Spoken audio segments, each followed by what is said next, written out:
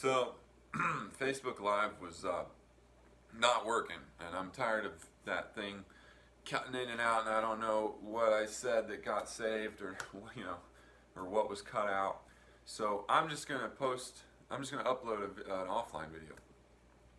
And what I was saying was, I had this kind of, I don't know, conviction to share my thoughts here, and I haven't done this.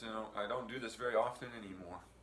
But and the reason I don't do this very often anymore is because I find myself being unsure of a lot of things. When I first became a Christian, I was so passionate and so zealous. But I learned later that zeal without wisdom and discernment is extremely dangerous. And I started seeing a lot of people with zeal but no discernment, and I started to see the damage that could cause, and the deception and the corruption, and I won't go into any of that, but to save, just to cut this kind of short, I found myself questioning a lot of things that I used to be very passionate about and very zealous about. And since then, I've become so critical of everything that I sometimes just wind up wondering who God even is at all, and I wonder, how we could ever possibly know for sure. So, and there's reasons why I hold those thoughts. I'm not going to go into the meat of why I really feel that way, because I think it might cause some people to doubt, and that's not what I'm trying to do with this, because I am still a Christian, and I very much advocate for Christianity. I just find myself praying for mercy for the lack of knowledge that I may have. Praying for mercy for the errors in theology that I may hold. Praying for mercy for the lack of perspective, the false perspectives that I may have. and if I'm praying for mercy for myself, then I need to be praying for mercy for everybody else too. So, and if I'm praying for mercy, then that means I'm hoping for forgiveness. Then I need to be forgiving others too. So I kind of find myself in this strange cycle of, I feel like I'm really coming up short as a human being, knowing my Creator God, knowing exactly what He wants and how to serve Him and who He even really is. And so I'm finding myself coming up short. So now I'm praying for mercy. I'm hoping for forgiveness. I need to forgive others all the more because of that. Okay? I see a lot of believers that are eager for their own forgiveness, but they don't want to forgive anybody else.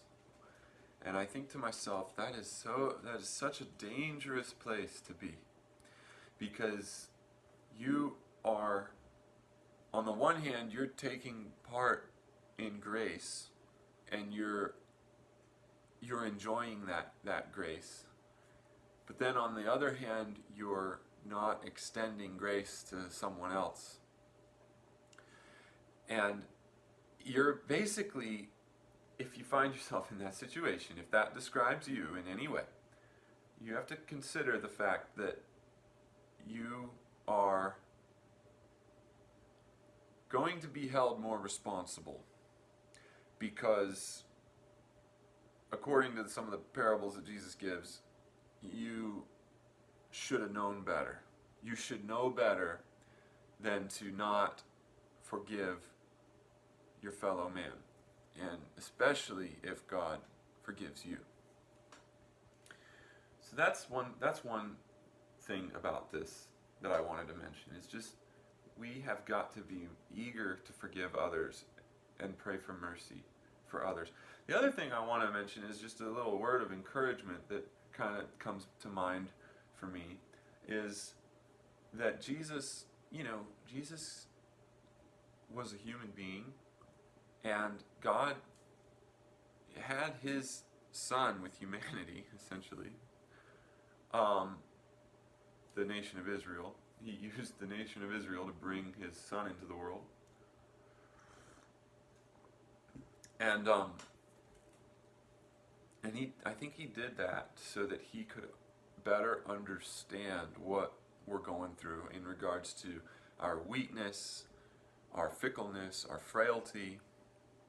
I don't know if Jesus ever had the lack of perspective that I sometimes find myself having, because he seemed to know, based on the way he spoke, he seemed to have good confidence as to where he came from and where he was going and who his father really was and all of that. He seemed to feel pretty assured about all those things. But he certainly was subjected to human weakness and human fickleness and frailty, and I think that makes him a better advocate for us. I mean, because the Father might have otherwise thought, why can't they get it right? I'm just going to wipe them out. I'm just going to burn them up. But like he did in the Old Testament quite a bit. But now we have Jesus at his side, almost like explaining to him, to his Father, hey, I know how they feel because I was in that position myself. I had human flesh. Have mercy on them, Father, because it is hard. It's a lot harder than, I'm not trying to be heretical here, but dare I say, it's harder than the Father can really understand, because the Father doesn't know what it's like to be frail, doesn't know what it's like to be weak, doesn't know what it's like to be mortal. But the Father's Son does. So those are some, maybe pretty untraditional. I don't know how traditional those thoughts are. But that's what I sort of think. And it gives me comfort to think that Jesus can relate to our suffering and our questions. Well, like I said, maybe not our questions, but he can relate to our weakness. And so when we have questions, that kind of falls into that category of overarching weakness, and he can tell the Father and petition on our behalf to have mercy on us. But we have to have mercy on others if we expect that mercy from him. So, all right, guys, be blessed.